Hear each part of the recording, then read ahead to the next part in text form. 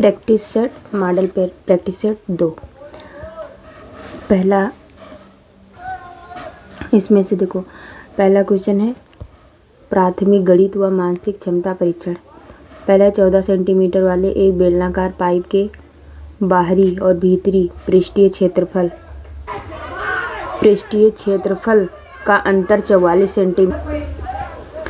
Centimetre है। Pipe की मोटाई बताइए। तो यहाँ पे देखो, एक पाइप मान लो, यहाँ पे ये कोई पाइप है और पाइप यहाँ पे इसका मान लीजिए, ठीक है, ये इतना पूरा वो हो गया। देखो ये इसका दिया है इतना 14 सेंटीमीटर, ठीक, 14 सेंटीमीटर हो गया।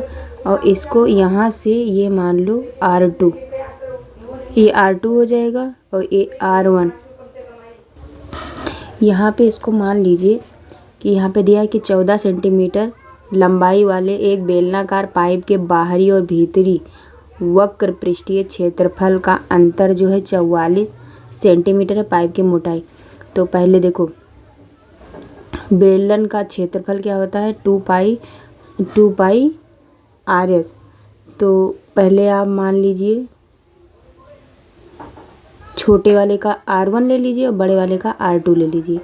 तो यहाँ पे क्या हो जाएगा, 2 पाई R2 बड़ा हो जाएगा, बड़े वाले का जो त्रिज्या है वो है R2 और H, और इसमें से घटा दो छोटे वाले का, अंतर तो दिया है, अंतर दिया है 44। तो यहाँ पे हो जाएगा 2 पाई R1 H और इसका अंतर दिया है 44। अब यहाँ से जब आप 2 पाई H मतलब 2 पाई H कामन ले लोगे तो हो जाएगा R2 माइनस R1 और बराबर 44।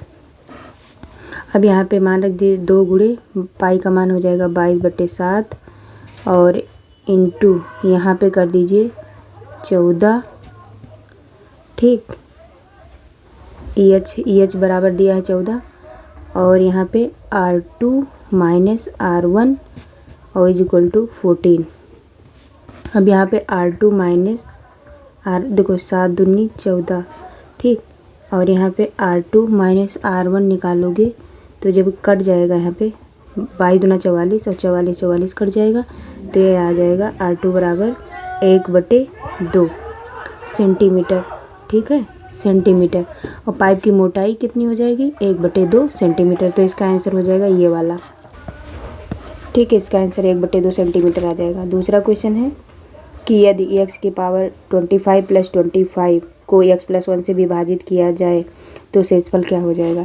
यहाँ पे आप मान लीजिए पहले p x is equal to मान लीजिए x की पावर 25 + 25 और यहाँ पे ax + 1 इज इक्वल टू 0 रख दो। तो यहाँ x की वैल्यू हो जाएगी -1। अब शेषफल यहाँ पे रखिए, x शेषफल बराबर क्या हो जाएगा, -1 की पावर 25 यहाँ रख दीजिए और प्लस 25। तो यहाँ क्या हो जाएगा, -1 + 25 यानी कि आ जाएगा 24। तो इसलिए इसका मान क्या हो जाएगा, 24। अगला क्वेश्चन है कि एक दुकानदार 11 संतरे 10 रुपये में ख़रीदता है। क्या 11 संतरे 10 रुपये में, मतलब 11 संतरे, ठीक, 11 संतरे कितने रुपए में ख़रीदता है, 10 रुपये में। ये क्या हो जाएगा, CP इधर, ठीक, 10 रुपये में ख़रीदता है और उन्हें 10 संतरे 11 रुपये की दर से बेच देता है। तो यहाँ से पहले एक संतरा निकाल लो, एक संतरे का हो जाएगा 10/11 रुपये। अब यहाँ पे कह रहा है 10 संतरा का विक्रय मूल्य, मतलब 10 संतरा का विक्रय मूल्य, ठीक है, ESP कितना दिया है, 11 रुपये। और यहाँ पे एक संतरा का निकालोगे तो यहाँ पे कितना हो जाएगा, 11/10 रुपये। अब यहाँ पे आपको पता है ये 11/10 ये 10/11। तो यहाँ पे विक्रय मूल्य मतलब ESP बड़ा है CP से। तब यहाँ पे लाभ प्रतिशत बराबर क्या हो जाएगा, विक्रय मूल्य माइनस क्रय मूल्य बटे हो जाएगा क्रय मूल्य। तो 11/10 माइनस 10/11 हो जाएगा और बटे 10/11 और गुणे हो जाएगा 100%। अब जब इसको सॉल्व करोगे तो यहाँ पे 11 और ये जब यहाँ पे सॉल्व कर लोगे तब इसका इसका आंसर जो आएगा वो आएगा कितना आएगा 21%। देखो इसमें दिया गया है दी गई आकृति में पी क्यू और पी आर केंद्र वाले वृत्त के स्पर्श रेखाएं हैं। यदि क्यू पी आर 50% तो पी क्यू आर का मान क्या होगा। ठीक, तो यहाँ पे देखो ये जो है स्पर्श रेखाएं दी हैं पी क्यू और क्यू आर, और यहाँ पे ये वाला जो है क्यू पी आर, ये जो है P R Q P R O के बराबर होगा। तो चतुर्भुज यहाँ पे ले लीजिए, चतुर्भुज हो जाएगा पी क्यू ओ आर, यानी कि पी क्यू ओ आर में ले लेंगे तो यहाँ पे हो जाएगा त्रिभुज, क्या हो जाएगा ट्रायंगल हो जाएगा क्यू पी आर प्लस हो जाएगा पी क्यू ओ और प्लस हो जाएगा क्यू ओ आर और प्लस हो जाएगा पी आर ओ बराबर 360 डिग्री। देखो क्यू पी आर मतलब क्यू ये वाला Q P are plus P Q R मतलब पी, ठीक है, ये पी क्यू आर ये हो जाएगा प्लस क्यू ओ आर मतलब क्यू ओ आर हो जाएगा और प्लस पी आर ओ मतलब देखो पी आर ओ और ये बराबर क्या हो जाएगा 360 डिग्री हो जाएगा। अब यहाँ पे इसका मान कितना दिया है, ये दिया है 50 हो जाएगा और प्लस हो जाएगा इसका मान दिया है 90 हो जाएगा। ठीक है, पी क्यू ओ, देखो पी क्यू ओ का मान हो जाएगा 90 और प्लस इसका भी मान 90 हो जाएगा और प्लस का ये हो जाएगा क्यू ओ आर बराबर हो जाएगा 360 डिग्री। अब यहाँ पे जब आप क्यू ओ आर निकालेंगे क्यू ओ आर तो इक्वल टू हो जाएगा 360 में से 223 चला जाएगा तो हो जाएगा 130। अब यहाँ पे ओ क्यू आर निकालिए, ओ क्यू मतलब ये ओ है, ठीक, ओ एक सेकंड ओ क्यू आर में निकालो, देखो ओ क्यू आर में इस वाले में, ठीक, ओ क्यू आर में निकालेंगे तो ओ क्यू बराबर ओ आर हो जाएगा, ओ क्यू बराबर ओ आर। ठीक, देखो फिर से क्या हो जाएगा ओ क्यू बराबर ओ आर हो जाएगा। तो यहाँ पे ओ क्यू आर कर दीजिए मतलब ओ क्यू आर, ठीक, देखो यहाँ पे ओ क्यू आर बराबर हो जाएगा ओ आर क्यू, देखो ओ आर क्यू हो जाएगा यहाँ पे। अब यहाँ पे सॉल्व कर लीजिए, ये हो जाएगा O Q R plus triangle O R Q और प्लस हो जाएगा क्यू ओ आर और इक्वल टू हो जाएगा 180 डिग्री। देखो ओ क्यू आर मतलब O Q R plus O R Q plus Q O R मतलब क्यू ओ आर बराबर हो जाएगा 180 डिग्री। अब यहाँ पे आप 2 कर लेंगे, वही हो जाएगा ओ क्यू आर हो जाएगा और प्लस 130 इक्वल टू 180 हो जाएगा। अब यहाँ पे ओ क्यू आर निकालेंगे तब हो जाएगा 25 डिग्री और जब 90 जब यहाँ पे निकालेंगे क्या पी क्यू आर यहाँ पे तो हो जाएगा 90 माइनस 25 बराबर आ जाएगा 65 डिग्री। ठीक, फिर अगला देखते हैं।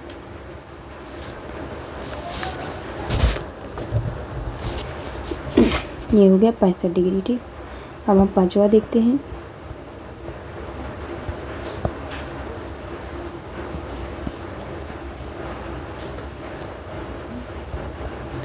कह रहा है माना ए बी छड़ की लंबाई है और बी सी उसकी छाया है। यदि एक छड़ और उसकी छाया की लंबाई का अनुपात 1:√3 है तो सूर्य का उन्नयन कोण कितना होगा। तो यहाँ पे ले लीजिए, क्या कह रहा है, एक माना ए बी छड़ की लंबाई है तो यहाँ पे मान लीजिए ए बी और इसको सी मान लीजिए और इसको यक्स मान लीजिए, इसको थीटा मान लीजिए और इसको √3x। ठीक, अब देखो कह रहा है माना ए बी छड़ की लंबाई है तो ए और बी ये जो है छड़ की लंबाई हो जाएगी और कह रहा है BC उसकी छाया है, B और C उसकी छाया है। कह रहा है यदि एक छड़ और उसकी छाया की लंबाई का अनुपात 1√3 है तो 1√3 हो जाएगा। ठीक है, ये अगर 1 है तो √3 है, तो सूर्य का उन्नयन कोण कितना होगा। तो यहाँ पे BC निकाल लीजिए, BC कोई अक्ष मान लीजिए, तो AB बराबर क्या हो जाएगा, AB बराबर यहाँ पे दिया है √3x और tan थीटा ले लीजिए। tan थीटा बराबर क्या होता है यहाँ पे tan थीटा बराबर हो जाएगा लंब बटे आधार, यानी कि BC अपान A। तो x अपान हो जाएगा √3x। अब यहाँ पे tan थीटा बराबर क्या हो जाएगा, tan थीटा बराबर हो जाएगा 1/√3। 1/√3 किसका मान होता है, 30 का, तो इसलिए ए ऑप्शन सही हो जाएगा।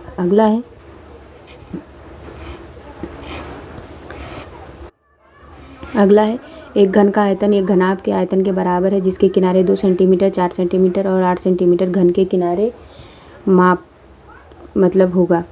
तो यहाँ पे दिया हुआ है घन का आयतन बराबर होता है घनाभ का आयतन, तो घन का आयतन भुजा क्यूब बराबर हो जाएगा LBH।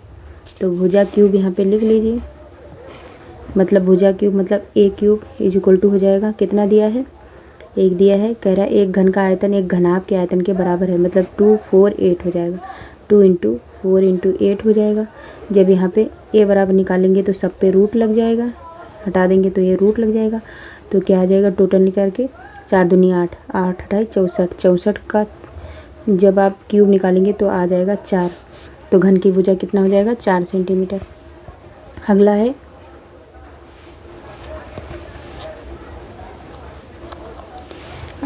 एक व्यास 1 सेंटीमीटर लंबाई 3 सेंटीमीटर वाले तांबे की एक छड़ को समान मोटाई के 18 मीटर लंबे तार में खींचा जाता है, तार की मोटाई कितनी होगी। तो यहाँ पे मान लीजिए पहले R1 बराबर 1/2 सेंटीमीटर, ठीक, R1 बराबर 1/2 सेंटीमीटर हो जाएगा और H1 बराबर हो जाएगा, देखो R1 बराबर 1 सेंटीमीटर 1/2 सेंटीमीटर। ठीक, ये व्यास दिया है ना, व्यास का आधा त्रिज्या होता है, तो इसलिए R1 बराबर मान लीजिए 1/2 सेंटीमीटर और H1 बराबर कितना हो जाएगा, 3 सेंटीमीटर वाले तांबे के एक छड़ को समान मोटाई के 18 मीटर वाले तार से खींचा जाता है, तो तार की मोटाई H1 यहाँ पर कर लीजिए कितना,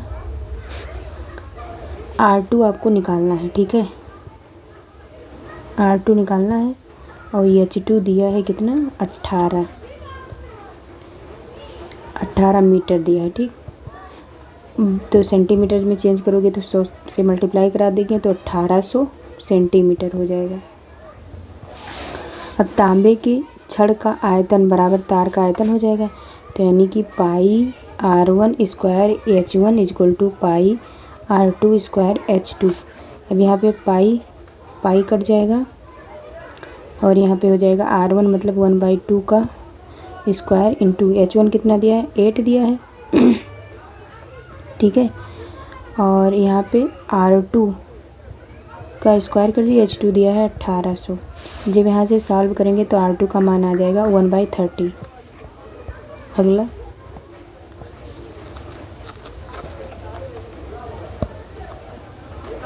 अगला दिया है कि एक व्यक्ति एक वस्तु को जो है 550 रुपये में बेचता है, उसे लागत मूल्य का 1/10 भाग होता है, तो लाभ प्रतिशत ज्ञात कीजिए।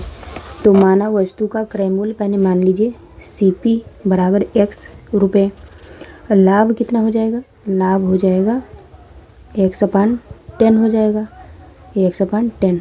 ठीक, और विक्रय मूल्य कितना दिया है SP बराबर दिया है 550। एक व्यक्ति एक वस्तु को इतने रुपए में बेचता है, तो यहाँ पे जब लाभ प्रतिशत निकालेंगे तो कितना हो जाएगा, x/10 हो जाएगा 10x इंटू हो जाएगा 100%, तो यहाँ पे कितना कट जाएगा, यानी कि 10% आ जाएगा। ठीक, अगला है 9वां क्वेश्चन है कि यदि 52 आदमी किसी काम को 35 दिन में कर सकते हैं तो 28 आदमी इस काम को कितने दिन में करेंगे। तो M1 बराबर यहाँ पे मान लीजिए ये M1 बराबर 52 और D1 बराबर कितना हो जाएगा, D1 बराबर 35 और M2 बराबर दिया है 28। तो कह रहा है कि D2 निकालो। तो यहाँ पे हो जाएगा कितना 52 गुणे M1 D1 equal to M2 D2 formula होता है। तो 52 गुणे 35 इजक्वल टू हो जाएगा 28 गुणे D2। अब यहाँ D2 की मान निकालोगे तो ये कट जाएगा कितना 7 × 5 = 35 7 × 28 तो कर दीजिए 4 × 1 = 4 4 × 12 तो कितना है 13 × 5 = 65। तो नहीं D2 बराबर 65 यानी कि सेकंड वाला सही हो जाएगा। अगला दिया है ये दिया है एक ब्रैकेट में दिया है 0.2 मतलब 2a + b और दिया है एक ब्रैकेट में 0.2a - b का गुणनफल होगा। तो इसको जब आप सॉल्व करोगे गुणा करोगे तो इसका मान इजी है, आप सॉल्व कर लीजिएगा। सॉल्व करने पर इसका आंसर आ जाएगा ये वाला आ जाएगा, मल्टीप्लाई करा लेना बस, उसमें कुछ है नहीं, ये आ जाएगा। अगला है एक भिन्न के अंश में 400% की वृद्धि की जाती है और हर में 500% की वृद्धि की जाती है। परिणामी भिन्न 10/21 बन जाती है तो मूल भिन्न है। तो देखो माना मूल भिन्न x/y हो जाएगा, ठीक, माना मूल भिन्न x/y हो जाएगा। और जब नया भिन्न करेंगे तो क्या हो जाएगा, कह रहा है एक भिन्न के अंश में 400% की वृद्धि हो जाती है। तो पहले आप मान लीजिए कोई भिन्न x/y है और इसमें ये वाला कह रहा है अंश में, मतलब x में x का कितना 400% वृद्धि हो जाती है, ठीक। और कह रहा है कि और हर में 500, तो हर क्या है इसमें y है तो y का मतलब यहाँ प्लस हो जाएगा। देखो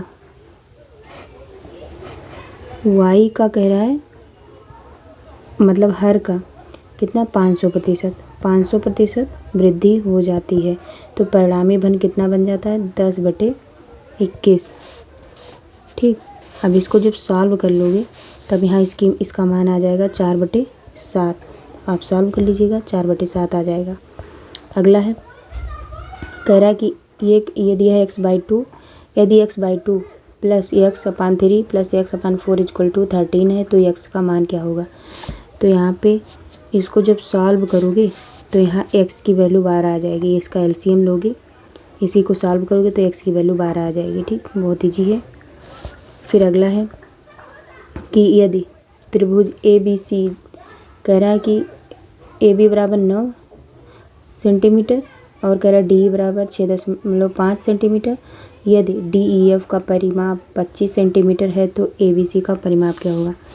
तो यहाँ पे देखो पहले यहाँ पे एक मान लो, ये दिया है 9.1 सेंटीमीटर, ठीक, इसको मान लो ABC और दूसरे को मान लो, दूसरे वाले का दिया है 6.5 सेंटीमीटर, ठीक, इसको मान लो D, इसको मान लो E, इसको मान लो F। अब इसका मान निकालो तो क्या हो जाएगा, त्रिभुज ABC का परिमाप बटे हो जाएगा त्रिभुज DEF का परिमाप। तो आ जाएगा AB/D मतलब AB/DE हो जाएगा, यानी कि 9.1/6.5, ठीक, इतना हो जाएगा। अब ABC बराबर निकालोगे तो क्या हो जाएगा, ये दशमलव जो है हटा दो दोनों को, तो यहाँ पे दिया है 25 तो हो जाएगा, अब इसका परिमाप दिया है 25 तो ये उल्ट जाएगा, मतलब हो जाएगा 91/65 और गुणे 25। तो ये आ जाएगा कितना, टोटल आ जाएगा निकल के ये 13 × 5 = 65 और 13 × 7 = 91, यानी कि 25 तो 7 × 5 = 35 सेंटीमीटर इसका आंसर हो जाएगा थर्ड वाला। अगला है एक चक्रवृद्धि ब्याज की राशि को दोगुना करने पर 5 वर्ष हो जाते हैं, कितने समय में ये 8 गुना हो जाएगा। तो आप इसका फार्मूला होता है A बराबर P ब्रैकेट में होता है 1 + R/100⁴ तो यहाँ पे कह रहा है एक चक्रवृद्धि ब्याज की राशि को दोगुना करने पर, यानी कि 2P हो जाएगा, दोगुना करने पर P और फिर इसका फार्मूला होता है 1 + r/100 की पावर, यहाँ पे कितना कह रहा है 5 वर्ष, तो 5 वर्ष हो जाएगा। अब देखो यहाँ पे p और p कैंसिल हो जाएगा, तो यहाँ पे निकल के आ जाएगा, इसको मान लो समीकरण 1। अब कह रहा है कितने समय में 8 गुना हो जाता है, तो यहाँ पे मान लो 8p = p, यहाँ पे 1 + r/100 हो जाएगा और की पावर n हो जाएगा, तो यहाँ पे भी p कैंसिल हो जाएगा, ठीक है। और यहाँ पे कितना हो जाएगा, यहाँ पे हो जाएगा अगर सॉल्व करोगे 1 + r/100, और यहाँ पे अगर इसको ले जाओगे तो 1, देखो 8 की पावर आ जाएगा 1/n, ठीक। और 1 + r/100 का मान समीकरण 1 में रख दोगे तो n की वैल्यू 15 आ जाएगी, ठीक। अगला कह रहा है यदि दोनों संख्याओं में 1 जोड़ दिया जाए तो अनुपात 1:2 हो जाता है, और यदि दोनों संख्याओं में से 5 घटा दिया जाता है तो अनुपात 5:11 हो जाता है। संख्याएं क्या होंगी, तो इसमें से संख्याएं क्या हो जाएंगी, पहले मान लो माना संख्याएं x और y हैं, तो कह रहा है कि यदि दोनों संख्याओं में 1 जोड़ दिया जाए तो x में भी 1 जोड़ दो और दूसरे में भी 1 जोड़ दो, तब कह रहा है कि कितना अनुपात हो जाता है 1:2 हो जाता है। अब इसी को सॉल्व करोगे तो क्या हो जाएगा 2x प्लस, ये जब इसको सॉल्व करोगे तो ये आ जाएगा 2x - y = हो जाएगा -1, इसको समीकरण 1 मान लो। तथा अब कह रहा है कि यदि दोनों संख्याओं में से 5 घटा दिया जाए, तो पहले ये वाला आया था, अभी x - 5/y - 5, तब अनुपात कितना हो जाता है 5:11, 5:11। अब इसको जब सॉल्व करोगे तो क्या आ जाएगा 11x - 5y = 30, इसको समीकरण 2 मान लो, ठीक। जब समीकरण 2 मान लो, अब समीकरण 1 को 5 से गुणा कर दो, ठीक है। 1 को 5 से गुणा करके और समीकरण 2 में से घटाओगे, तब यहाँ पे जो है x की वैल्यू 35 आ जाएगी, और x की वैल्यू जब किसी भी समीकरण में रख दोगे तो y की वैल्यू 71 हो जाएगी, ठीक है। तो इसलिए संख्याएं क्या हो जाएंगी 35 और 71 हो जाएंगी, ये वाला है ऑप्शन सही हो जाएगा। अगला है कि यदि ABC एक समबाहु त्रिभुज इस प्रकार है कि AD लंबवत BC, तो AD² बराबर होगा। तो यहाँ पे देखो, पहले यहाँ पे मान लो ये, ठीक। तो यहाँ पे इसको मान लो A, ये हो जाएगा B, ये हो जाएगा D, ये हो जाएगा C, इसको मान लो लंबवत, ठीक है। अब कह रहा है कि यहाँ पे पाइथागोरस प्रमेय जब लगाओगे AC निकालोगे तो ये कर्ण हो जाएगा, तो ये AD² + DC² हो जाएगा। तो यहाँ पे जो है AB, A और B बराबर है BC और BC बराबर AC, ठीक। तो यहाँ से जब आप निकालोगे AD², तब हो जाएगा 4DC²। AD निकालोगे, AD² बराबर क्या हो जाएगा 4DC², ठीक। क्योंकि आपको पता है, पहले देख लीजिए यहाँ पे, देखो पाइथागोरस प्रमेय पहले लगाओ, तो AC² = हो जाएगा क्या AC² = AD, मतलब AD² और प्लस का DC² हो जाएगा। अब यहाँ पे AD² बराबर क्या हो जाएगा, AD² बराबर हो जाएगा AC² माइनस का DC² हो जाएगा। अब यहाँ पे AD² बराबर क्या हो जाएगा, ये BC, क्योंकि उसके बराबर वो है ना, AB बराबर BC बराबर AC है। देखो ये वाला AB मतलब AB और BC और AC ये बराबर है, इसीलिए यहाँ पे BC रख दीजिए, तो BC² माइनस DC², ठीक। अब यहाँ पे AD² = हो जाएगा क्या, क्योंकि यहाँ पे भी रख दीजिए DC, तो हो जाएगा 2, यहाँ पे 2DC² हो जाएगा और माइनस यहाँ पे हो जाएगा DC²। अब यहाँ पे AD² बराबर हो जाएगा 3DC², इसीलिए ये वाला आंसर सही हो जाएगा, ठीक। अगला है समान ऊंचाई वाले दो लंबवृत्तीय बेलनों की त्रिज्याओं का अनुपात 2:5 है, उनकी आयतन का अनुपात क्या हो जाएगा। तो यहाँ पे R1, क्योंकि दो लंबवृत्तीय बेलनों की त्रिज्याओं का अनुपात 2:5 है, तो इसलिए पहले R1 मान लो, R1 की वैल्यू 2x रख दीजिए।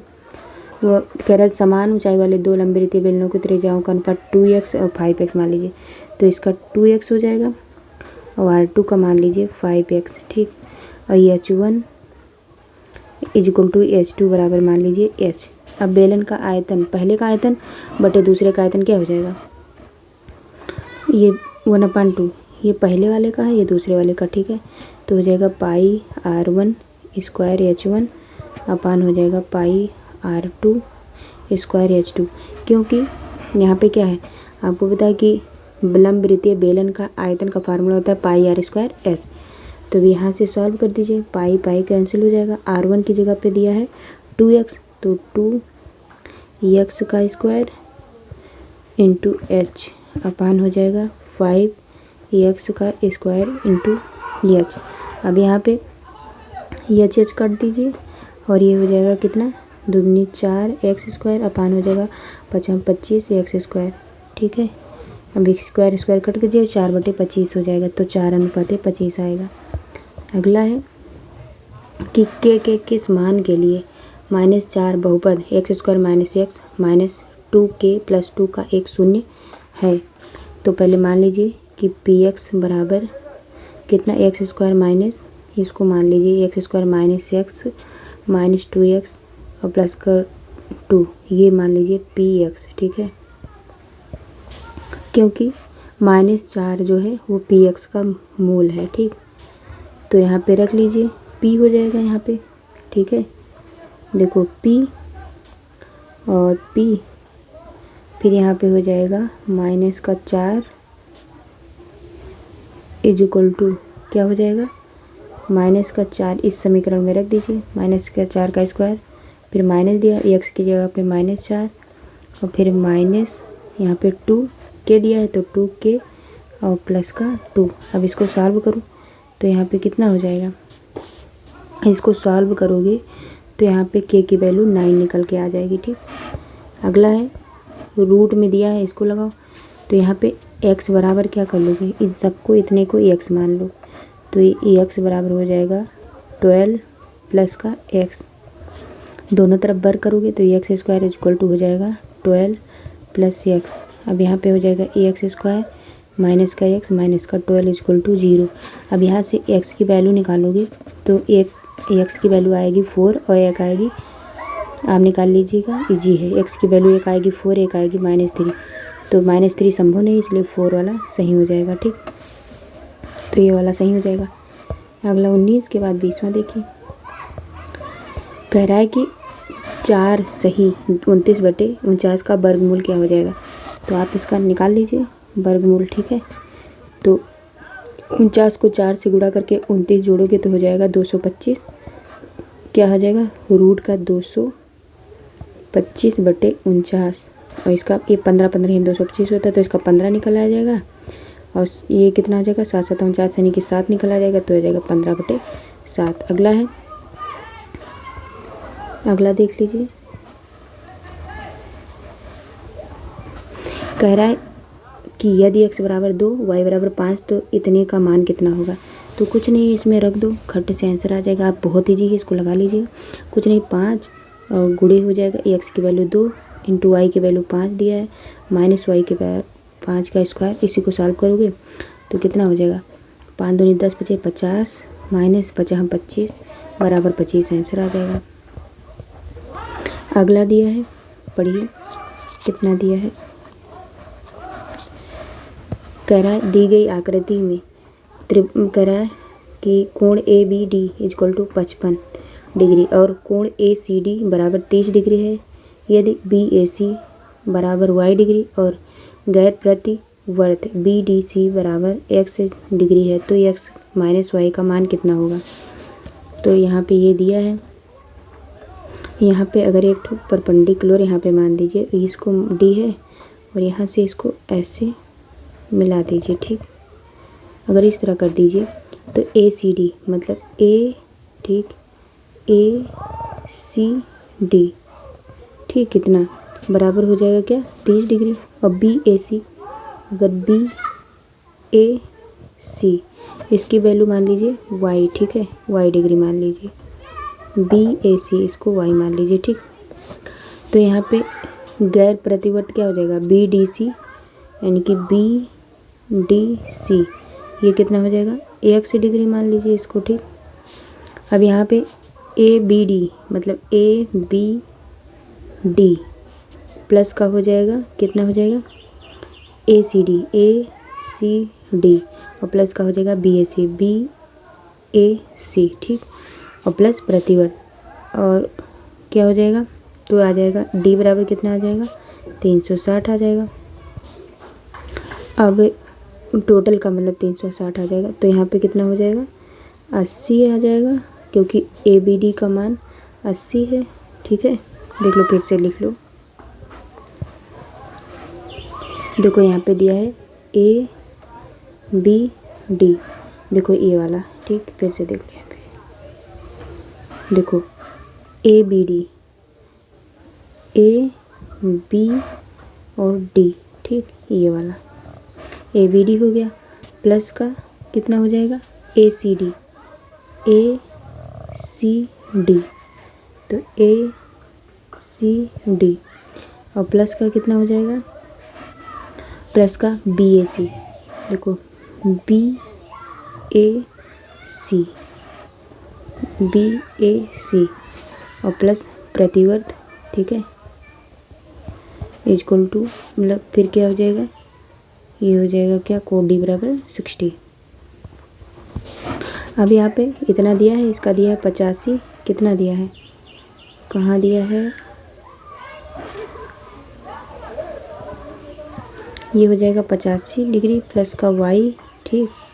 ये बी ए सी इसका दिया है, कितना दिया है, बी ए सी बराबर दिया वाई डिग्री और प्लस का 360 और माइनस एक्स इक्वल टू 360 हो जाएगा, जिसको एक्स माइनस वाई बराबर आ जाएगा, कितना आ जाएगा, 85, ठीक।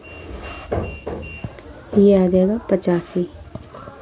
अगला क्वेश्चन है, इसको सॉल्व करिए, ठीक है।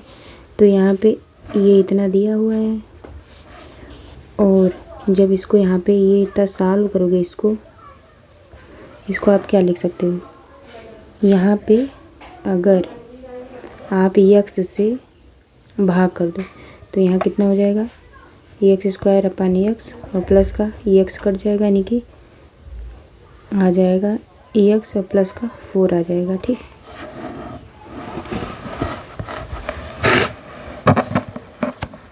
इतना हो जाएगा, ठीक।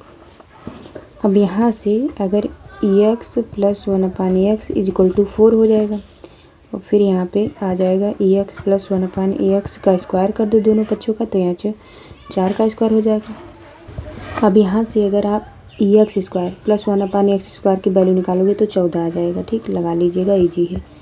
फिर कह रहा है एक तालिका दिया है, दी गई तालिका एक छात्रावास में विभिन्न भाषाएं बोलने वाले छात्रों की संख्या को दर्शाती है। अब इसमें कह रहा है कि इतने लोग हिंदी बोलते हैं, 22 लोग अंग्रेजी, 12 लोग मराठी, 9 लोग तमिल, 4 लोग बंगाली, कुल मिला के 72 लोग हैं।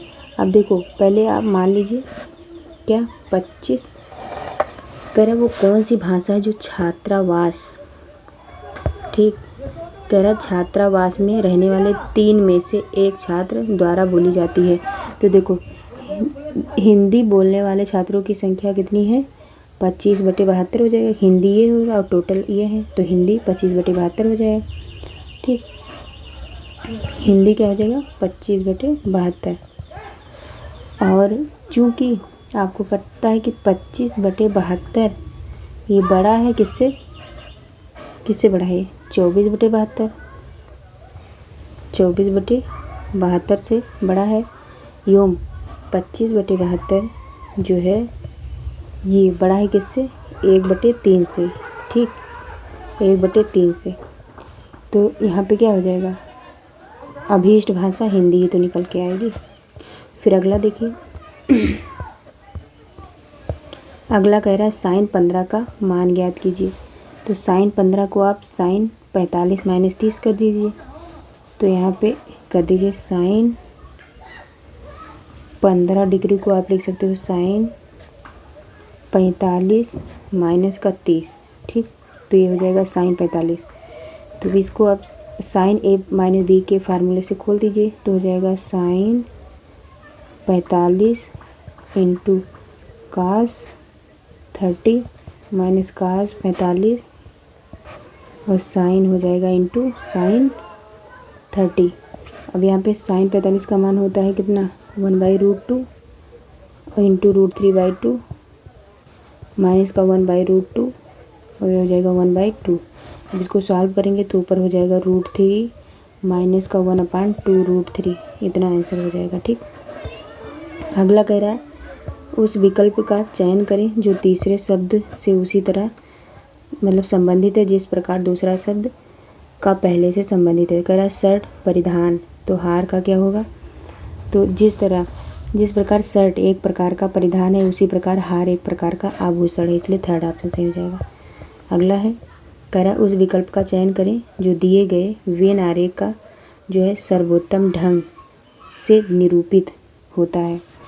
तो यहाँ देखो, यहाँ पे जो विकल्प फर्स्ट है ये सही हो जाएगा, क्योंकि डॉक्टर, आदमी और छात्र जो है, देखो इसको अगर मान लो आप डॉक्टर, ठीक है, इसको डॉक्टर मान लो और इसको आदमी मान लो और इसको ये मान लो छात्र, तो एकदम सटीक बैठता है। ठीक है, डॉक्टर आदमी भी हो सकता है लेकिन छात्र और जो है छात्र, तो ये वाला सही हो जाएगा। ठीक है, फिर अगला है 4 संख्या युग्म दिए गए हैं जिनमें से 3 किसी प्रकार से एक समान और एक असंगत है। कह रहा असंगत का चयन करिए।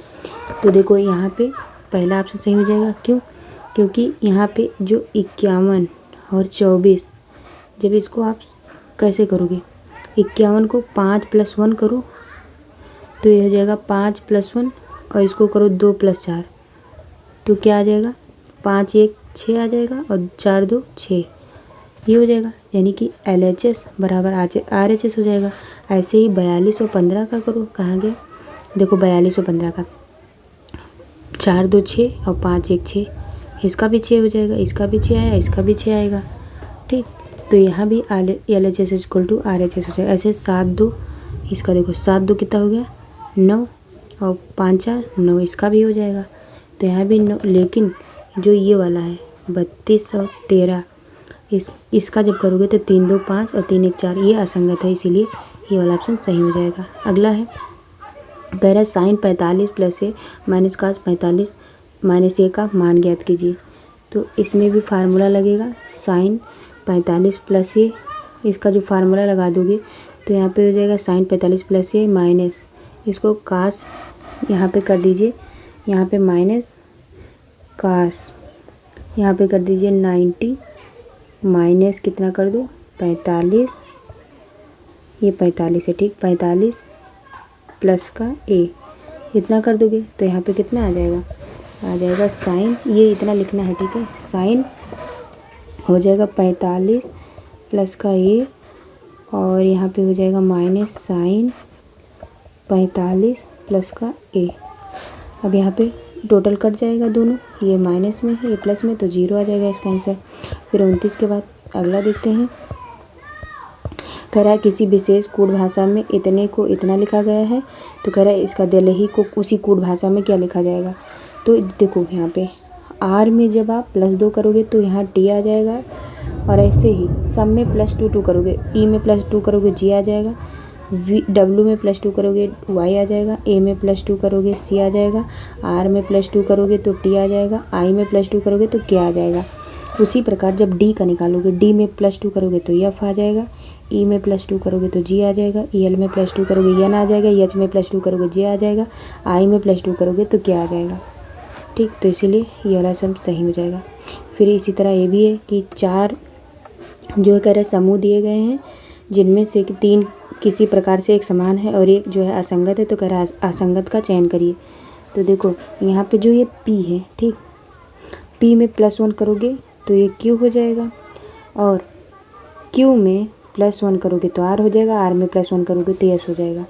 ऐसे ही इसका निकाल लो, देखो B में +1 करोगे तो W में +1 करोगे X में +1 करोगे Y। ऐसे ही जो है, ऐसे ही जब इसका निकालोगे C में +3 करोगे तभी F होगा, और F में -1 करोगे तभी होगा, और इसमें +2 करोगे तो यही असंगत हो जाएगा। ठीक, अगला कह रहा है किसी भी बहुभुज के बाह्य कोणों का योग कितना होगा। तो आपको पता है किसी भी बहुभुज के y कोणों का योग होता है 360 डिग्री। ये तो रटने वाला है। फिर कह रहा दिए गए विकल्पों में से उस संख्या का चयन करिए जो प्रश्नवाचक के स्थान पर आ सकती है। तो यहाँ पे जैसे ये दिया है श्रृंखला पूरा, तो देखो जो 317 है, 317 में से 243 अगर घटा दोगे तो आ जाएगा कितना, 243 घटा के और 3 से गुणा कर दोगे तब आ जाएगा 74 गुणे 3 बराबर 222 आ जाएगा। ठीक, ऐसे ही जब इसको सॉल्व करोगे तो 621 माइनस करोगे 548 और इसको गुणा कर दोगे 3 से तो आ जाएगा कितना, 73 गुणे 3 बराबर 219। तो यानी कि इसका 219 हो जाएगा। अगला क्वेश्चन, एक महिला की ओर इशारा करते हुए एक आदमी ने कहा उसके पिता मेरे पिता। फिर से देखो, एक महिला की ओर इशारा करते हुए एक आदमी ने कहा उसके पिता मेरे पिता के इकलौते पुत्र हैं। उस आदमी का उस महिला से क्या संबंध है। तो आदमी के पिता का इकलौता पुत्र आदमी स्वयं होगा और वो उस महिला का पिता होगा। ठीक, तो पिता ऑप्शन सही हो जाएगा। फिर कह रहा पांच व्यक्ति ए बी सी डी, ठीक, A B C D E एक सीढ़ी पर एक के ऊपर एक बैठे हुए हैं, जरूरी नहीं कि इसी क्रम में हो। कह रहा बी के ऊपर सी, कह रहा क्या कह रहा है बी ए के ऊपर है तो बी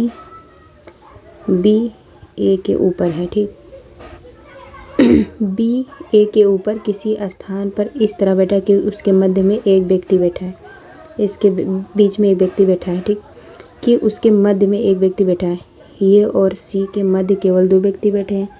तो ए और सी, तो यहाँ पे मान लो ए और यहाँ पे मान लो सी के बीच में 2 व्यक्ति हो गए, एक या 2 व्यक्ति बैठे हैं।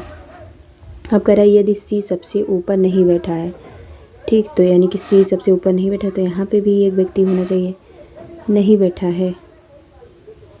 तो मध्य में कौन बैठा है, तो उपयुक्त में बैठने का क्रम तो यही हो जाएगा। तो बैठने के क्रम में बी जो है वो मध्य में है एकदम। अगर यहाँ से काट दिया जाए तो देखो मध्य में है। और पूछा क्या है, पूछा है, एक सेकंड, क्या पूछा है, कह रहा है 5 व्यक्ति एक सीढ़ी के ऊपर बैठे हुए हैं, जरूरी नहीं क्रम। कह रहा बी के ऊपर, बी ए के ऊपर है, किसी स्थान पर इस तरह बैठा है कि उनके मध्य में एक व्यक्ति बैठा है, ए और सी के मध्य केवल 2 व्यक्ति बैठे। कह रहा है यदि सी सबसे ऊपर नहीं बैठा है तो मध्य में कौन, तो मध्य में कौन हो जाएगा, मध्य में निकल के आया है बी, तो इसलिए इसका आंसर बी हो जाएगा ये। फिर अगला है, कह रहा है कि विकल्प दिया है, इसका कह रहा है सही शब्द लिखो। विकल्पों में से उस शब्द का चयन करें जो किसी निश्चित तरीके से किए गए शब्दों के समान है। अस्तबल का कह रहा है अस्तबल, विल और घोंसला। तो जिस प्रकार अस्तबल, विल और घोंसला जानवरों या पक्षियों के रहने का स्थानीय आश्रय है, उसी प्रकार मांद भी जानवरों यानी कि शेर, बाघ आदि का निवास स्थान होता है। ठीक, ऐसे अगला है, कह रहा है दिए गए विकल्पों में से उस संख्या का चयन करें जो निम्नलिखित श्रेणी में जो है प्रश्न चिन्ह के स्थान पर आ सकती है। तो यहाँ पे देखो, यहाँ पे 22 है, 22 में 1 प्लस करोगे तो 23 हो जाएगा, और 23 में प्लस 3 करोगे 26, 26 में प्लस 1 करोगे तो 27, 27 में प्लस 3 करोगे 30, 30 में प्लस 1 करोगे 31, 31 में प्लस 3 करोगे तो 34, इसलिए ये वाला ऑप्शन सही हो जाएगा। अब हम जो है 38 नंबर देखते हैं। 38 है कि दिए गए शब्दों को अंग्रेजी वर्णमाला के अनुसार के क्रम में व्यवस्थित कीजिए।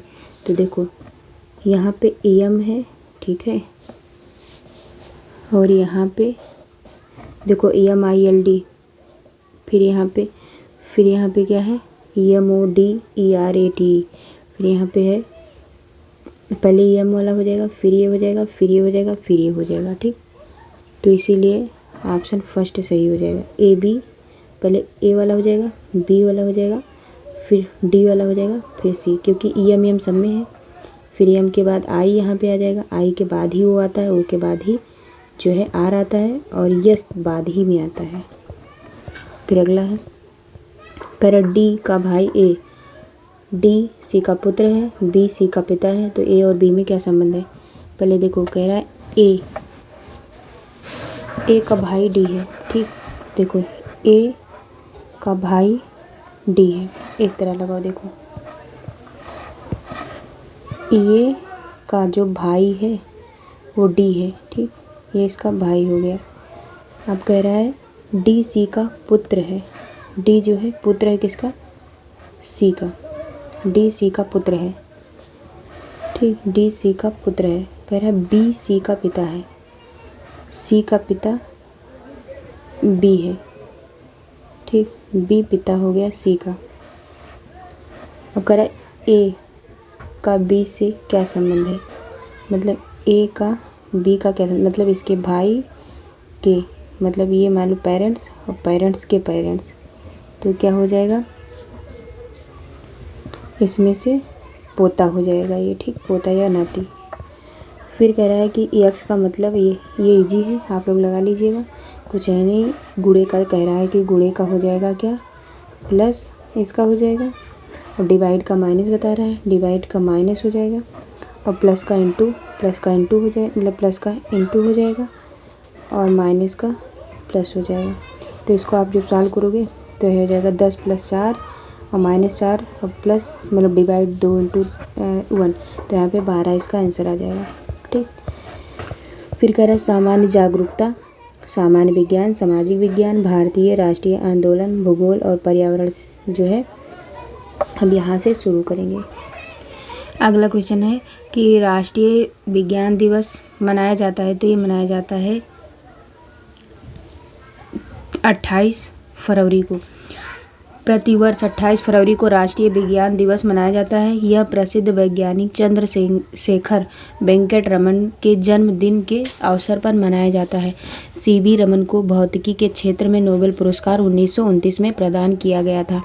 अगला है कि युग्म, मतलब कौन सा युग्म सही नहीं है, तो इसमें से पहला ऑप्शन है ये सही नहीं है, और बाकी सारे। शुष्क बर्फ जो है वो ठोस कार्बन डाइऑक्साइड होता है। केराटिन जो होता है मानव चर्म के बाहरी परत में पाया जाने वाला प्रोटीन होता है। तो कार्बन के पहले 2 अपर रूप ग्रेफाइट और हीरा हैं। कार्बन का तीसरा अपर रूप जो है फ्लोरेंस है। इसकी खोज 1985 में ब्रिटेन के वैज्ञानिक हेराल्ड क्रोटो और अमेरिकी वैज्ञानिक रिचर्ड स्मेलो के द्वारा की गई थी। इसका उपयोग औद्योगिक रसायन क्रिया में उत्प्रेरक एवं बैटरियों के इलेक्ट्रोड बनाने में किया जा सकता है। फिर अगला है 43 नंबर का। अगला क्वेश्चन है कि स्टेनलेस स्टील मिश्र धातु है, तो ये है लोहे और क्रोमियम का। लोहे एवं क्रोमियम के मिश्रण से बनता है बेजंग फौलाद, यानी कि स्टेनलेस स्टील। यह एक इस्पात है जो वायुमंडल तथा कार्बनिक और अकार्बनिक अम्लों से खराब नहीं होता। साधारणतः इस्पात की अपेक्षा ये जो है अधिक ताप रहता है, ताप जो है सहता है। इसमें जो है 15 से 20% क्रोमियम, 8 से 10% निकेल तथा साधारण स्टील होता है। अगला है लौंग है, तो लौंग है मंटेसी कुल के यूजेनिया कैरियोफाइलेटा नामक मध्यम कद वाले सदाबहार वृक्ष की सूखी हुई पुष्प कलिका या बंद कलियां होती हैं, ठीक। तो तीसरा ऑप्शन सही हो जाएगा। अगला है निम्नलिखित ग्रहों को उनकी सूर्य से दूरी के बढ़ते क्रम में व्यवस्थित कीजिए। तो आकार और संरचना के आधार पर सौर मंडल के ग्रहों को 2 भागों में बांटा जाता है। पहला आंतरिक ग्रह और दूसरा बाह्य ग्रह। 4 आंतरिक ग्रह होते हैं, बुध, शुक्र, पृथ्वी और मंगल। आकार में छोटे हैं परंतु इनका घनत्व जो है अधिक है। बाह्य ग्रह अधिक बड़े हैं, उनका जो घनत्व कम है। प्लूटो इसका अपवाद है जिसका आकार छोटा परंतु घनत्व जो है अधिक है। सूर्य से दूरी के आधार पर ग्रहों के बढ़ते क्रम निम्नवत है, ठीक है। पृथ्वी, बृहस्पति और यूरेनस व प्लूटो जो होते हैं ये क्या है, सूर्य से दूरी के आधार पर ग्रहों के बढ़ते हुए क्रम में है। तो इसमें से कौन सा सही हो जाएगा, एक सेकंड, इसका पूरा का पूरा इधर ही दिया है ये, तो इसमें से फर्स्ट ऑप्शन सही हो जाएगा। 2, 3, 4, 1, ये देखो पहले दूसरा आएगा, ये दूसरा, ये पहला है ये, और फिर तीसरे नंबर पर यूरेनस और चौथे पे प्लूटो।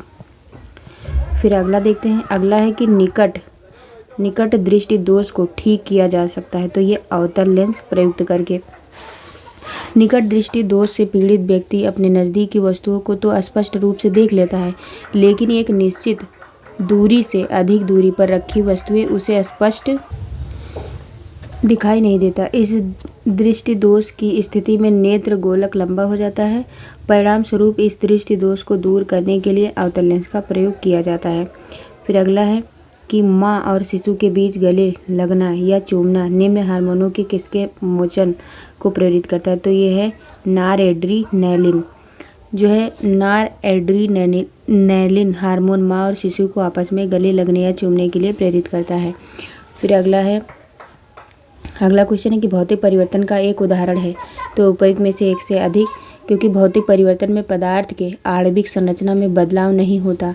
सम्मिश्रित पदार्थों को पुनः जो है प्राप्त किया जा सकता है वाष्पक के द्वारा। तो ये हो जाएगा उपयुक्त में से एक से अधिक, मतलब हवा में चांदी के बर्तनों का काला होना, मोमबत्ती का जलना। अगला क्वेश्चन है निम्नलिखित में से कौन सा पोटेशियम अल्पता से संबंधित है? तो इसमें निम्न रक्तचाप जो है पोटेशियम अल्पता से संबंधित है। फिर तब कोई प्रतिक्रिया नहीं होती जब भाप गुजरती है ऊपर से, तो एल्युमिनियम के साथ भाप गुजरने पर जो Al2O3 यौम हाइड्रोजन गैस बनता है। अतः धातुओं पर एल्युमिनियम की हल्की परत चढ़ाने से उसकी संरक्षा होती है। ठीक है। फिर अगला है एक सामान्य शुष्क सेल में विद्युत अपघट्य होता है? तो ये होता है अमोनियम क्लोराइड। शुष्क सेल में प्रयुक्त विद्युत अपघट्य विलयन के रूप में न रहकर शुष्क अवस्था में रहते हैं। इसमें जस्ते का बर्तन होता है जिसमें MnO2 नवसाधन एवं कार्बन आदि का मिश्रण भरा रहता है। इसमें कार्बन की छड़ एनोड का तथा जस्ते का बर्तन कैथोड का काम करता है। इसमें विद्युत अपघट्य के रूप में अमोनियम क्लोराइड यानी कि NH4Cl होता है। इस सेल का प्रयोग रेडियो, ट्रांजिस्टर एवं टार्च आदि उपकरणों में किया जाता है। फिर अगला क्वेश्चन है कि सूची फर्स्ट को सूची सेकंड में सुमेलित कीजिए तथा सूचियों के नीचे दिए गए कूट का प्रयोग करते हुए सही उत्तर चुनिए। तो रेटिनाल जो होता है वह नेत्र सूख कर लाल होना सही हो जाएगा इसका। फिर टोकोफेराल जो होता है ये बंध्यता से संबंधित है। और साइनोकोबाल्मिन जो होता है ये घातक रक्ताल्पता हो जाएगा।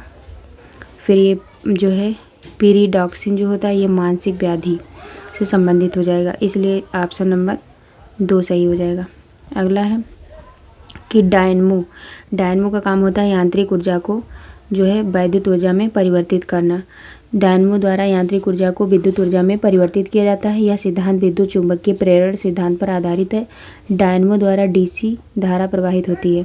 अगला है कि भारत में प्रचुर मात्रा में उपलब्ध महत्वपूर्ण नाभिकीय ईंधन है? तो ये है थोरियम। भारत के केरल राज्य में थोरियम प्रचुर मात्रा में मिलता है। परमाणु ईंधन के रूप में इसका उपयोग किया जाता है। थोरियम की उपलब्धता के कारण ही भारत में परमाणु ऊर्जा के विकास की जो है ज़्यादा संभावनाएं हैं। अगला है आकाश नीला लगता है क्योंकि जो है लघु तरंग दीर्घ तरंगों की अपेक्षा वायुमंडल द्वारा अधिक प्रकीर्ण होती है। लाल वर्ण के जो प्रकाश की तरंगदैर्घ्य नीले प्रकाश की अपेक्षा लगभग 1.8 गुना है। अतः जब सूर्य का प्रकाश वायुमंडल से गुजरता है तो वायु के जो सूक्ष्म कण लाल रंग की अपेक्षा नीले रंग को अधिक प्रबलता से प्रकीर्ण करते हैं, मतलब छोटे तरंगदैर्घ्य को अधिक जो है प्रबलता से प्रकीर्ण करते हैं, जिसके कारण आकाश का रंग नीला दिखाई देता है। अगला है अचार, जैम, जेली एवं चटनियाँ बनाकर रखते समय शीशी और जो मर्तबान को पहले इसलिए सुखाया जाता है क्योंकि सुखाया जाता है क्योंकि नमी, वायु एवं ताप से पदार्थ पर फफूंदी आने का खतरा होता है। जैम, जेली, अचार और चटनियों में नमी होती है, फलतः जो फफूंदी पैदा होने का खतरा बहुत रहता है, इसलिए उन्हें जो है मर्तबान में रखने से पहले सुखाया जाता है ताकि सुनिश्चित तापमान पर संबंध कीटाणु नष्ट हो जाएं। अगला है के समसामयिक काल में चिपको आंदोलन को फिर से जो है चलाने एवं पेड़ों को बचाने का श्रेय किसे जाता है? तो ये जाता है सुंदरलाल बहुगुणा को। सुंदरलाल बहुगुणा को चिपको आंदोलन चलाने का श्रेय प्राप्त है, जबकि पेड़ बचाने हेतु जो पेड़ों से लिपटे जाने जैसी क्रिया शकुंतला देवी एवं अमृता देवी ने शुरू की थी। इस आंदोलन का रूप जो है दिया बहुगुणा ने। फिर है मधुमक्खी किस स्थिति में 8 अंक की तरह उड़ती हैं तथा वो साथी मधुमक्खियों को क्या संदेश देना चाहती हैं? तो इसमें हो जाएगा सेकंड ऑप्शन मकरंद, यानी कि पराग कहाँ है यह बताने के लिए। पराग यानी कि मकरंद की स्थिति बताने के लिए मधुमक्खी जो है 8 की तरह क्रॉस करते हुए उड़ती हैं, साथियों को संदेश देती हैं। यह एक वैज्ञानिक अन्वेषण है, यानी कि वैज्ञानिक खोज है। फिर अगला है डॉली की माँ ने उसे बाजार से दूध लाने के लिए भेजा। उन्होंने उसे सिर्फ जो है पाश्चराइज्ड दूध ही लाने को कहा। क्यों? क्योंकि ऐसे दूध में बैक्टीरिया को पहले गर्मी तथा फिर अत्यधिक ठंडा करके मार दिया जाता है। दूध को 15 मिनट तक 72 डिग्री सेंटीग्रेड पर गर्म कर तेज़ी से ठंडा कर जीवाणु नष्ट करने की प्रक्रिया जो है पाश्चुरीकरण कहलाती है। फिर अगला है कि प्रकाश संश्लेषण के समय पौधे का कौन सा भाग भोजन बनाने का कार्य करता है? तो ये पत्तियां हो जाएगा। आपको पता है कि पत्तियां पौधों की फूड फैक्ट्री होती हैं जो पौधों के लिए भोजन बनाती हैं। सूर्य प्रकाश की उपस्थिति में प्रकाश संश्लेषण क्रिया का यह परिणाम होता है। अगला 61 नंबर का क्वेश्चन है कि पत्तों में प्रकाश संश्लेषण के दौरान कार्बन डाइऑक्साइड और ऑक्सीजन का आदान प्रदान पौधे के भाग से होता है। तो ये रंध्र से होता है। पौधों के चौड़े भाग को फलक कहते हैं। इसमें रंध्र यानी कि प्रोसेस होते हैं जिनमें कार्बन डाइऑक्साइड और O2 का विनिमय होता है, इसलिए इसे जो है इन्हें वायु रंध्र कहते हैं। अगला है ऐसा देखा गया है कि रेगिस्तान में पौधों की जड़ें बहुत पतली तथा बहुत लंबी होती हैं, क्योंकि पानी ज़मीन में काफ़ी गहराई में होने के कारण जड़ों को पत्ती तक पहुंचने के लिए ऐसा बनना पड़ता है। ठीक, जैसे कि रेगिस्तानी पौधों की जड़ें पतली लंबी होने का प्रमुख कारण है भूमिगत जल खोज के क्रम में गहराई तक जाना है। फिर अगला है कि मौलिक कर्तव्यों को भारतीय संविधान में कौन से वर्ष में शामिल किया गया था? तो मौलिक कर्तव्यों को भारतीय संविधान के भाग 4 का के तहत अनुच्छेद 51 में शामिल किया गया है। स्वर्ण सिंह समिति ने 1976 में मौलिक कर्तव्यों की सिफारिश की, जिसकी आवश्यकता 1975 से 77 के आंतरिक आपातकाल के दौरान महसूस की गई थी। 1976 के 42वें संविधान संशोधन अधिनियम ने भारतीय संविधान में 10 मौलिक कर्तव्यों को जोड़ा। 86वें संशोधन अधिनियम 2002 के बाद 11वें मौलिक कर्तव्य को सूची में जोड़ा, इसलिए इसका ऑप्शन थर्ड हो जाएगा, 1976 में जोड़ा गया। अगला केंद्रीय प्रदूषण नियंत्रण बोर्ड की स्थापना सरकार द्वारा कौन से वर्ष में की गई? तो 1974 में की गई। केंद्रीय प्रदूषण नियंत्रण बोर्ड यानी कि CPCB एक वैधानिक संगठन है जिसका गठन जल यानी कि प्रदूषण की रोकथाम और नियंत्रण तो जल अधिनियम 1974 के तहत दिसंबर 1974 में किया गया था। इसे वायु यानी कि प्रदूषण की रोकथाम और नियंत्रण अधिनियम 1981 के तहत शक्तियाँ और कार्य सौंपे गए थे। अगला है निम्नलिखित में से कौन सी भारतीय रेलवे की सबसे पुरानी उत्पादन इकाई है? तो ये हो जाएगी Chittaranjan locomotive works. Chittaranjan locomotive works जो है इसको बोलते हैं CLW। इसका नाम जो है महान स्वतंत्रता सेनानी नेता और राजनेता देशबंधु चित्तरंजन दास के नाम पर रखा गया है और इसकी उत्पादन गतिविधि 26 जनवरी 1950 को शुरू हुई। जिस दिन भारत गणतंत्र बना। चित्तरंजन लोकोमोटिव वर्क्स का प्रारंभिक उत्पाद स्टीम लोकोमोटिव था। अगला है कि अनुच्छेद 239 कह रहा है कि किससे संबंधित है? तो राष्ट्रपति द्वारा केंद्र, सेकंड वाला सही हो जाएगा, राष्ट्रपति द्वारा केंद्र शासित प्रदेशों के प्रशासन। केंद्र शासित प्रदेशों को संविधान के भाग 8 के अनुच्छेद 239 में 241 के अंतर्गत रखा गया है और इनकी प्रशासनिक जो व्यवस्था सुसंगत नहीं है। मूल संविधान के अनुच्छेद 239 ने राष्ट्रपति को सीधे प्रशासकों के माध्यम से केंद्र शासित प्रदेशों का प्रशासन करने की अनुमति दी। 1962 में संसद ने अनुच्छेद 239A पारित किया, जिससे इसे केंद्र शासित प्रदेशों के लिए विधायिका बनाने की अनुमति मिली। फिर अगला क्वेश्चन है कि रेमन मैग्सेसे पुरस्कार विजेता पहले भारतीय कौन थे? तो हो जाएगा second option TN. शेरसेन। Vinoba Bhave Bharat के स्वतंत्रता संग्राम सेनानी, सामाजिक कार्यकर्ता तथा प्रसिद्ध गांधीवादी थे। इन्हें 1958 में रेमन मैग्सेसे पुरस्कार से सम्मानित किया गया। वे इस पुरस्कार को जीतने वाले पहले भारतीय थे। फिर अगला है ऊर्ध्वपातन क्या है? तो ये थर्ड हो जाएगा। किसी पदार्थ का ठोस से सीधे गैस अवस्था में परिवर्तन ही ऊर्ध्वपातन कहलाता है। ठोस के सीधे गैस में बदलने या गैस के सीधे तरल अवस्था में बदलने, बिना द्रव अवस्था में बदलने की घटना को ऊर्ध्वपातन कहते हैं। जैसे उदाहरण के लिए नेपथीन की गेंद तरल अवस्था में परिवर्तित हुए बिना ही ठोस गैसीय अवस्था में परिवर्तित हो जाती है। अगला है पुराणों का अध्ययन करने वाला प्रथम मुसलमान था। तो ये अल-बरूनी था।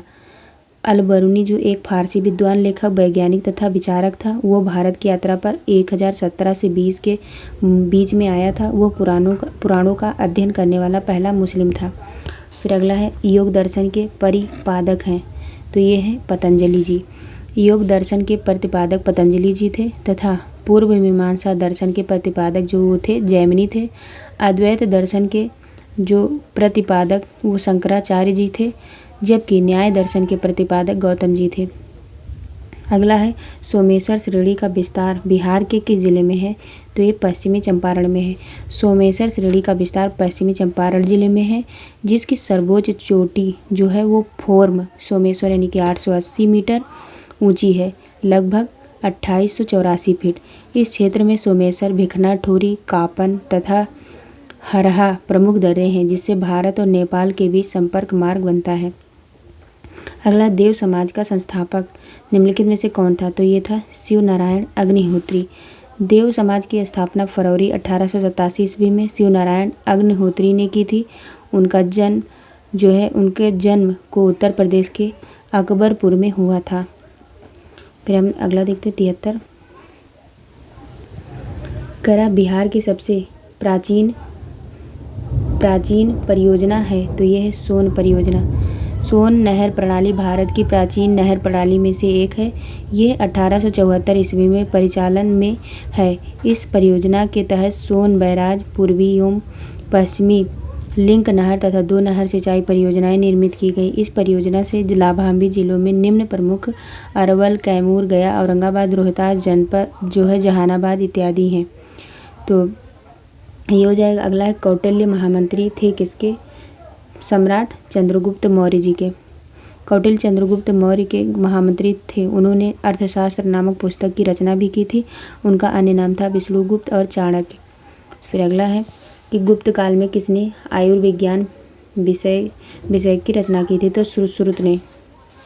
सुश्रुत जो है वो प्राचीन भारत के महान चिकित्सा शास्त्री एवं शल्य चिकित्सक थे। उनको शल्य चिकित्सा का जनक कहा जाता था। उन्होंने ही गुप्त काल में आयुर्विज्ञान विषय की रचना की थी।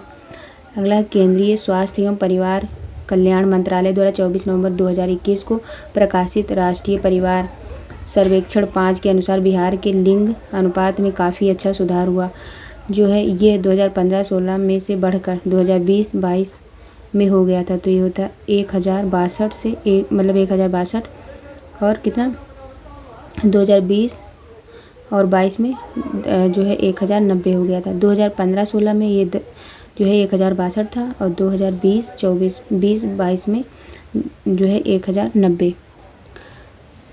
तो केंद्रीय स्वास्थ्य एवं परिवार कल्याण मंत्रालय द्वारा 24 नवंबर 2021 को जारी राष्ट्रीय परिवार सर्वेक्षण 5 के अनुसार बिहार के लिंगानुपात में उल्लेखनीय सुधार हुआ। जैसे यह जो है 2015-16 के सर्वेक्षण यानी कि NFHS 4 में 1062 से बढ़कर 1090 हो गया है। बिहार के शहरी क्षेत्रों का लिंगानुपात जहां मात्र 982 है, वहीं ग्रामीण क्षेत्रों का लिंगानुपात 1111 है। सर्वेक्षण के अनुसार बिहार में 15 से 49 आयु वर्ग की महिलाओं में साक्षरता दर केवल 55% है, जो चिंता का विषय है। बिहार में शिशु मृत्यु दर पिछले सर्वेक्षण में 48.1 से घटकर 46.8 प्रति हजार हो गई है। अगला है कि नमक सत्याग्रह के दौरान बिहार के लोगों ने नमक बनाने के साथ साथ सरकार के विरुद्ध किस कर का विरोध करने का विकल्प चुना? तो ये हो जाएगा मलबा। नमक सत्याग्रह के दौरान बिहार में लोगों ने नमक बनाने के साथ साथ चौकीदारी कर का विरोध कर सरकार का विरोध करना शुरू किया। महात्मा गांधी ने आंदोलन को नाटकीय बनाने के लिए नमक कानून पर हमले को प्राथमिकता दी, जिसका डॉक्टर राजेंद्र प्रसाद ने वैध आधार पर विरोध किया कि इन गरीब और पिछड़े लोगों को उकसाना और उन्हें सत्याग्रह में शामिल करना उचित नहीं था तथा चौकीदारी कर जो सभी को देना पड़ता था तथा जिसे सरकार भी स्वीकार करती थी, वो हमेशा अलोकप्रिय था, इसका विरोध करने का आग्रह किया। यह रणनीति के चुनाव में सही साबित हुआ, क्योंकि चौकीदारी कर के खिलाफ जन आंदोलन तेजी से फैल गया और अधिकारियों के लिए एक गंभीर चुनौती का प्रतीक बन गया। यह बिहार में विरोध का सबसे विशिष्ट तरीका बन गया। चौकीदारी कर को रोकने के लिए उकसाना हजारीबाग और मानभूमि में खतरनाक रूप ले चुका था। फिर अगला क्वेश्चन है कि विधवा पुनर्विवाह अधिनियम किसके शासनकाल में क्रियान्वित किया गया? तो ये लॉर्ड कैनिंग। क्या हो जाएगा? लॉर्ड कैनिंग भारत में कंपनी द्वारा नियुक्त अंतिम गवर्नर जनरल तथा ब्रिटिश सम्राट के द्वारा नियुक्त भारत का पहला वायसराय था। इसके समय में ही 1857 का महत्वपूर्ण विद्रोह हुआ। 1856 में कैनिंग ने ही सामाजिक सुधारों के अंतर्गत विधवा पुनर्विवाह अधिनियम को लागू किया था।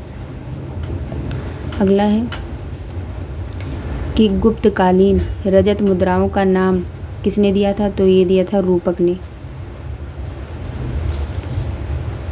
गुप्त काल में व्यापार और वाणिज्य अपने सर्वोच्च स्तर पर था। गुप्त राजाओं ने सर्वाधिक स्वर्ण मुद्राएं जारी की। इन स्वर्ण मुद्राओं में अभिलेखों में दीनार कहा गया, जबकि रूपक रजत मुद्राओं को कहा गया। अगला है राष्ट्रीय गीत वंदे मातरम किस ग्रंथ में संकलित है? तो ये आनंद मठ में। तीसरा ऑप्शन सही हो जाएगा। राष्ट्रीय गीत वंदे मातरम आनंद मठ से लिया गया है। आनंद मठ बंकिम चंद्र चटर्जी द्वारा लिखा गया है। अगला है अभिनव भारत का गठन किसने किया था? तो इसने किया था बी.डी. सावरकर ने। अभिनव भारत नामक एक गुप्त क्रांतिकारी संगठन की स्थापना 1904 ईस्वी में विनायक दामोदर सावरकर ने की थी। पहले स्थापित मित्र मेला क्रांतिकारी संगठन ही 1904 में अभिनव भारत के रूप में परिवर्तित हुआ था। ठीक, तो ये हो जाएगा। फिर अगला है कि निम्नलिखित में से कौन एक सुमेलित है? तो इसमें से सेकंड वाला Rafiq Zakaria, the man who divided India. क्या the man who divided India? Rafiq Zakaria. The man who divided India के लेखक रफ़ीक ज़कारिया थे। इनका जन्म नाला सोपारा महाराष्ट्र में हुआ था। इंडियन स्ट्रगल सुभाष चंद्र बोस की रचना है, सुभाष चंद्र बोस जी की रचना है, जबकि इंडियन अनरेस्ट बैलेंगाइन सिरोल द्वारा रचित है। अगला है 83 कि बिहार में गंगा नदी में दक्षिण दिशा से मिलने वाली नदियों में कौन नहीं है? तो ये महानंदा नहीं है। गंगा नदी बिहार की प्रमुख नदी है। चौसा के निकट या बिहार के मैदान में प्रवेश करती है और बिहार के मैदान को दो भागों में बांटते हुए बंगाल में प्रवेश करती है। गंगा नदी में दक्षिण दिशा में मिलने वाली नदियों में प्रमुख है कर्मनाशा, सोन, पुनपुन, फाल्गु तथा क्यूल, जबकि महानंदा बिहार में गंगा नदी के उत्तर दिशा में गंगा नदी से मिलने वाली बिहार की प्रमुख नदियाँ जैसे घाघरा, गंडक, बूढ़ी गंडक, बागमती, कमला, कोसी तथा महानंदा है। अगला चंपारण का सत्याग्रह वर्ष किस वर्ष में होता है? तो 1917 में। चंपारण सत्याग्रह 1917 बिहार के चंपारण जिला में महात्मा गांधी जी के नेतृत्व में एक किसान विद्रोह था। 1914 और 1916 के बीच इस क्षेत्र के किसानों ने नील की खेती के खिलाफ ब्रिटिश सत्ता के खिलाफ विद्रोह कर दिया था। अगला है गांधी जी ने जिस विदेशी पत्रकार को दांडी मार्च के समय अपने साबरमती आश्रम में ठहराया था वो कौन था? तो था वेब मिलर। वेब मिलर एक अमेरिकी पत्रकार थे। वो उन 78 स्वयंसेवकों में शामिल थे जिन्होंने 12 मार्च 1930 को साबरमती से दांडी के लिए प्रस्थान किया था। अगला है कि ध्रुव की दादी आंवला, अमरूद, नींबू तथा संतरा आदि का सेवन नहीं करती, जो कि विटामिन सी के उत्तम स्रोत हैं। अपेक्षित है कि उन्हें निम्नलिखित में से कौन सी बीमारी या रोग हो सकता है, तो स्कर्वी हो सकता है। विटामिन सी की कमी से स्कर्वी रोग होता है। विटामिन सी के समृद्ध जो स्रोत खट्टे फल हैं जैसे आंवला, संतरा, नींबू आदि। फिर है सोयाबीन, बादाम, पनीर, मटर एवं राजमा आदि से शरीर का विकास करने के लिए की प्राप्ति होती है। तो विटामिन जो है वो सूक्ष्म पोषक तत्व है जिनकी अल्प किंतु अनिवार्य मात्रा जो है शरीर विकास का घटक है। फिर अगला है कार्बोहाइड्रेट किन गैसों के मिश्रण से तैयार होता है, तो ये कार्बन, हाइड्रोजन और ऑक्सीजन से। कार्बन, हाइड्रोजन और ऑक्सीजन इन 3 गैसों के मिश्रण से बृहद पोषक तत्व कार्बोहाइड्रेट जो है प्रयोग होता है, जिसका समृद्ध स्रोत जो है वो है चावल, आलू, राजमा आदि है। फिर अगला क्वेश्चन है कि प्राचीन काल में महलों एवं किलों में बावली बनी होती थी। बावली एक है, तो ये है सीढ़ीनुमा कुआं है। बावली सीढ़ीनुमा कुआं को कहते हैं। यह विशेषक राजस्थानी भवन निर्माण एवं संस्कृति का अभिन्न अंग है। अगला है मिट्टी के बर्तनों को बनाकर धूप में सुखाने के बाद आग में क्यों पकाया जाता है, उन्हें पक्का बनाने के लिए। मिट्टी के खिलौनों को बनाकर कुम्हार धूप में सुखाता है और अंततः आग में पकाता है ताकि निर्मित बर्तन पककर मजबूत हो सके। अगला है कि जल के शुद्धिकरण के लिए क्या करना चाहिए, तो क्या हो जाएगा, उपयुक्त में से एक से अधिक सही हो जाएगा।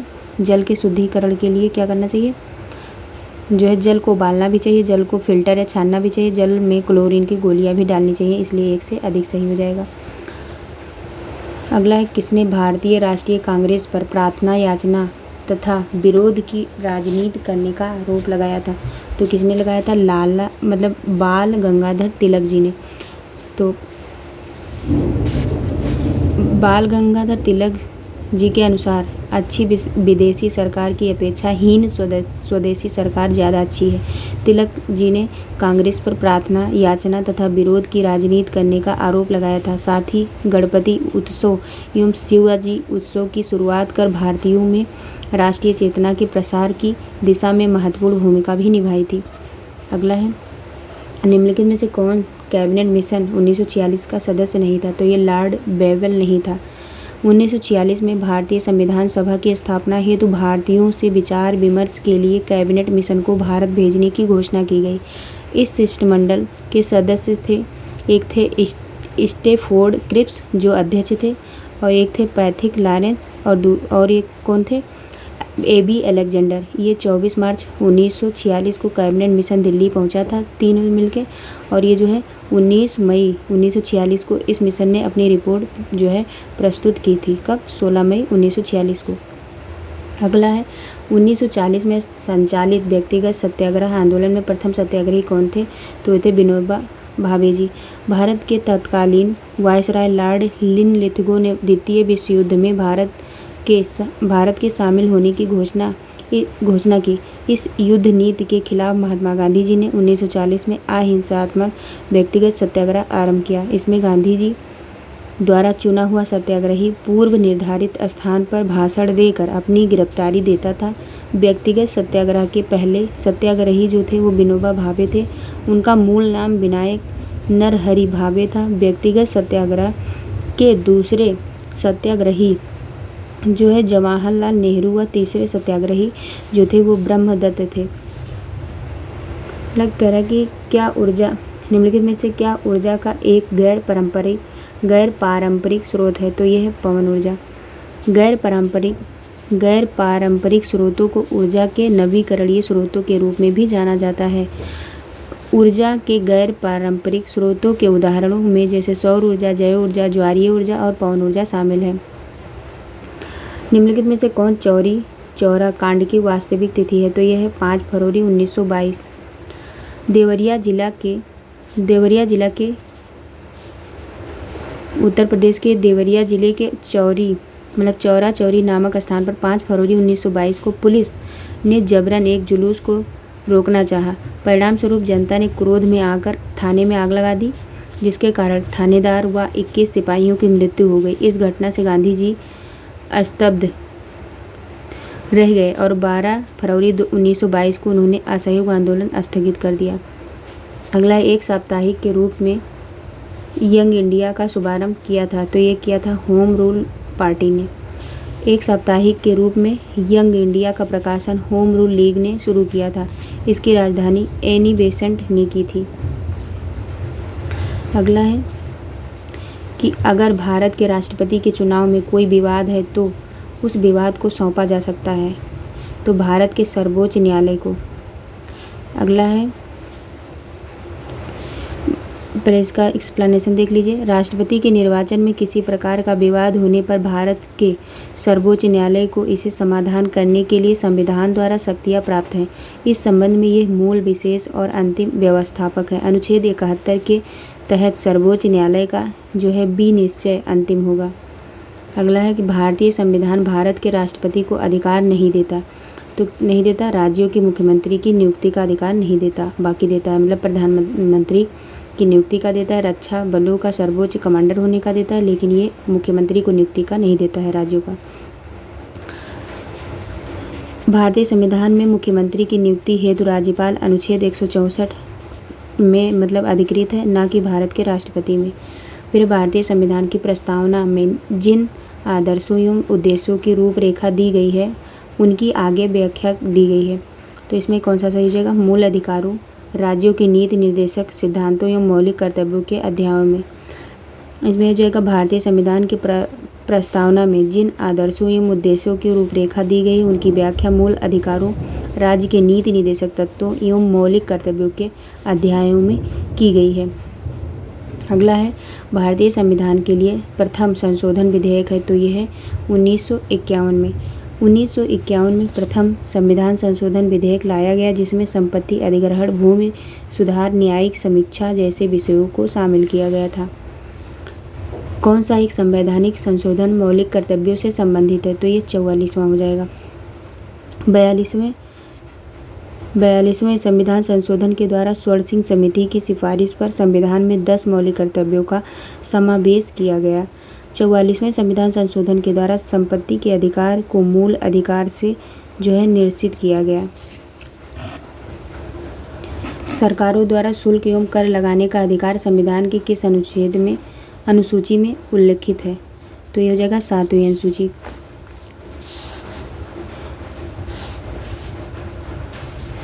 7वीं अनुसूची में 3 सूचियां हैं, संघ सूची, राज्य सूची और समवर्ती सूची। संघ सूची में 97 विषय सम्मिलित हैं जिन पर संसद को कानून बनाने का अधिकार है।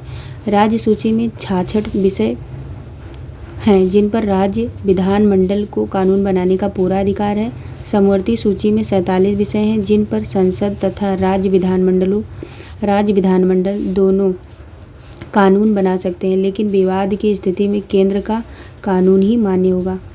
अगला है जोखिम भरे उद्योगों में बाल श्रम का उपयोग निषिद्ध किया गया है, तो उपयोग में से एक से अधिक सही हो जाएगा। जोखिम भरे बाल श्रम को भारत के संविधान, सर्वोच्च न्यायालय के निर्णय और संयुक्त राष्ट्र के चार्टर तीनों द्वारा निषिद्ध किया गया है।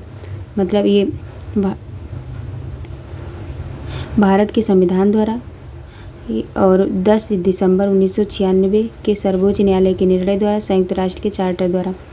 अगला कि प्रस्तावों में किसका संदर्भित संबंध संघीय बजट से है? तो ये हो जाएगा कटौती प्रस्ताव। संसदीय कार्यवाही के नियम 132 व 133 के अंतर्गत लोकसभा का अध्यक्ष सदन के नेता से विचार विमर्श के पश्चात एक निश्चित अवधि निर्धारित करता है जिसमें अनुदान मांगों पर विचार विमर्श पूरा हो जाना चाहिए। भारत में 26 दिनों की अवधि इसलिए निर्धारित की गई है कि एक एक करके अनुदान मांगों पर विचार होते समय विपक्षी सदस्यों द्वारा बजट की तीखी आलोचना भी की जाती है तथा अनेक प्रकार के कटौती प्रस्ताव जो होते हैं वो सदन के समक्ष रखे जाते हैं। अगला है कि निम्नलिखित युग्मों में से कौन सुमेलित है? तो इसमें संविधान की धारा 352 जो है आपात स्थिति की घोषणा, ये सही है।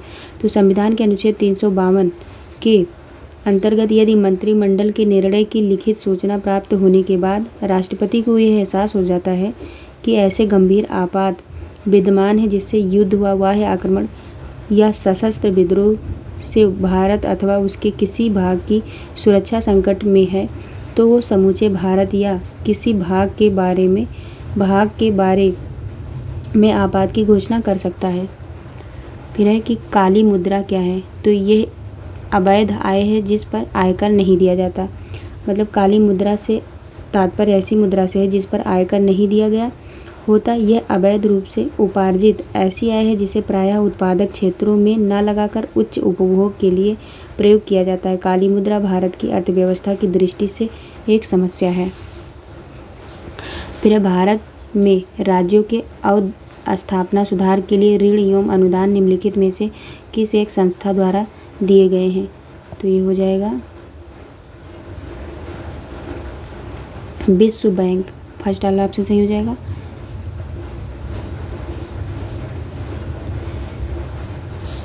भुगतान संतुलन ने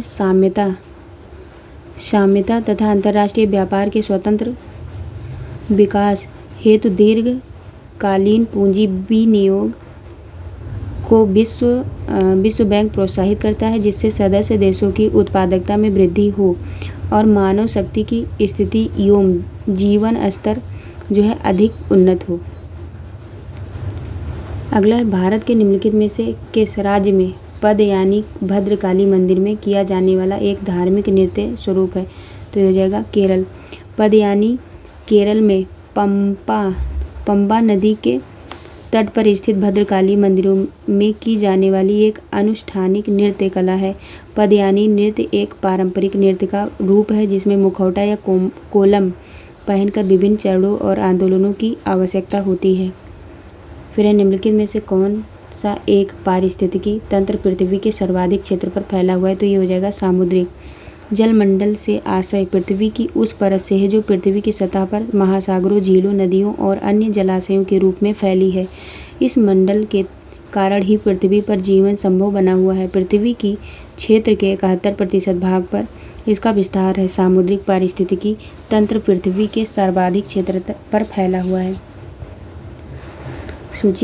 फर्स्ट सूची को सेकंड से मिलाना है। तो देखो बर्लिन जो है, बर्लिन नगर कौन से नदी के किनारे बसा हुआ है, तो ये हो जाएगा सप्री नदी के। फिर लाहौर रावी नदी के किनारे बसा हुआ है। न्यूयॉर्क हडसन नदी के किनारे है और रोम जो है टाइबर नदी के किनारे। इसलिए ऑप्शन नंबर 4 सही हो जाएगा। ए का 4 हो जाएगा, बी का 3 हो जाएगा, सी का 2 हो जाएगा, डी का 1 हो जाएगा। लक्षद्वीप टापू अवस्थित है, तो ये दक्षिण पश्चिम भारत में,